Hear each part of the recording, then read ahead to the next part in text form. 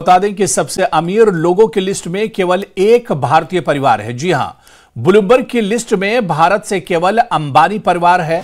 अंबानी परिवार दुनिया का 8वां सबसे अमीर परिवार है। तो बड़ी खबर आपको बता दें कि सबसे अमीर लोगों की लिस्ट में केवल एक भारतीय परिवार है।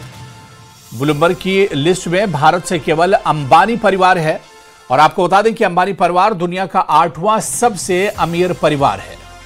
तो ब्लूमबर्ग रिपोर्ट के मुताबिक दुनिया का 8वां सबसे अमीर परिवार अंबानी परिवार है और इसके अलावा भारत से अमीर परिवारों में सिर्फ एक परिवार है, अंबानी परिवार। यानी सबसे अमीर लोगों की लिस्ट में केवल एक भारतीय परिवार है।